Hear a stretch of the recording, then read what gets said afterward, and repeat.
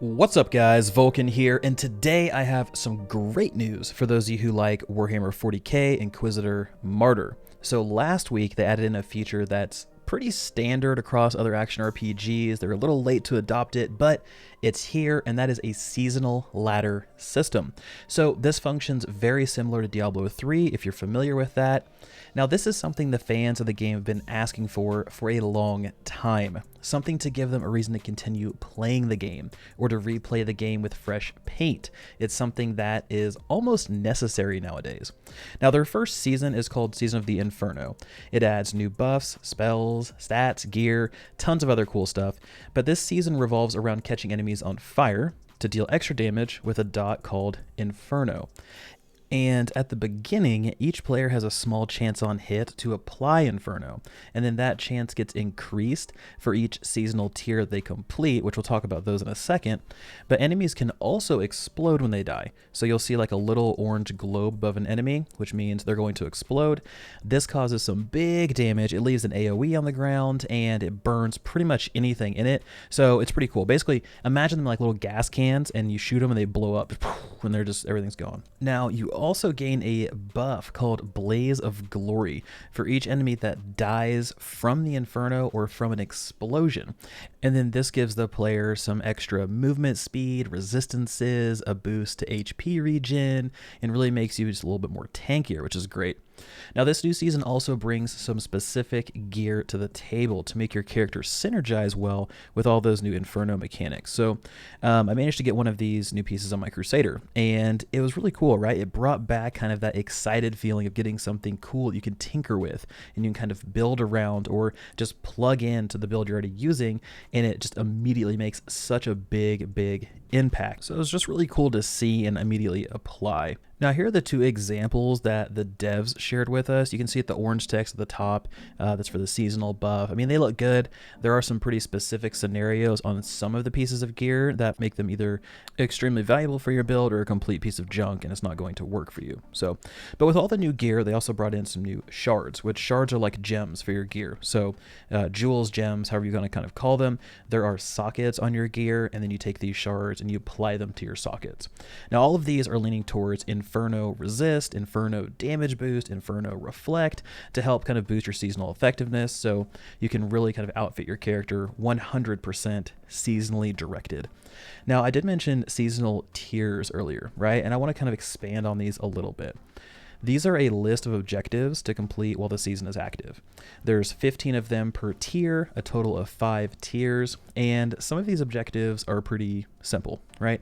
Reaching a certain level, completing a specific activity, but others are a little bit more of a grind, like equipping purple items in every slot on your character. And a lot of that's going to come down to RNG, so it's all based on luck, whether or not you can complete this one quickly, or if it's going to be more difficult for you. Now, completing a tier will get you some rewards, like a new portrait frame, store currency, a cache of gear, and some other stuff that you can show off, basically. You get these cool skulls that you can put up on this, like, chest to show them off. So that's everything about the new season mechanic, but they also added in a bunch of actual patch stuff, balancing, new stats, new gear, new items. They reworked the main screen, the character creation process, they added in a couple extra character slots to make room for the new seasonal characters.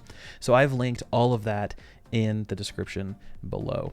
So my experience so far with the new season, right? Season of the Inferno, the first ever season that Inquisitor Martyr has added to the game, and it's been pretty good so far, right? I've had a really good time kind of diving back into the game, figuring everything out again, because I've been away for a very long time. I mean, the last time I played it was when they rolled out the 2.0 patch with Prophecy, so it's been a decent chunk of time between those. But anyway, so I decided to get back into it and play a completely different character. I wanted to play a sword and shield style Crusader, and I did that to avoid burnout because I played a Psyker and a Tech Adept last time, and it's just a completely different play style, but it's been extremely fun. I like having my shield. I like being able to use a one-handed power axe and basically whirlwinding my way through everything, slamming my shield to the ground, dealing out AoE damage, charging in using my shield. So there's a lot that kind of goes into this character, and I really like it. It's just a different type of game. It's a different pace. It's just more of a game where you can just kind of chill, listen to some music, and just play through and pick up some gear and have a good time. So the new season, though, I mean, it did add some nice flavor to the game, especially for newer people like myself, but then also for veterans. There's some people in my Discord that have played the game for a very long period of time, and even they came back and like, hey, this is nice, you know, some new stuff, right? Some new things to tinker with, some new things to figure out. And why all of that is just fine and dandy, their next step really needs to be a way to shorten the overall story, because replaying through the story for just my third time has been rough, because it's just so damn long. It's a good story, but my God, it's just so long. And if you've done it a few times, it gets old. So finding a way to kind of shorten that up a little bit is going to be good. Second, they really need to get co-op in for Void Crusades, because Void Crusades, it's one of their primary end-game activities, and it really just kills the longevity of a game if you're someone who just wants to really roll with their friends, a few guild members, and go through all of these Void Crusades in a party. If you want to go through solo, great. I mean, they're there for you. But if you want to party up, that's one thing they really need to focus on. They did mention this is something they understand. They know it's there. It is their #1 priority to get co-op into Void Crusades, so they're working on it now. Hopefully, it'll be in for the next season, and then we'll be A-okay. But that's kind of where we're at right now. So wrapping this whole thing up, guys, I've had a great time with it so far. I mean, honestly, if you've been away from Warhammer 40k Inquisitor Martyr for a while, now is a good time to come back. I think you'll enjoy it, but I want to hear from you guys. Who's tried the new season? Do you like it? Do you like the game just in general? Have you been playing the game in between Prophecy and now? Have you even heard of this game? Let's get talking in the comment section below. And as always, guys, thank you so much for watching. This has been Vulkan, and I'll talk to you guys next time.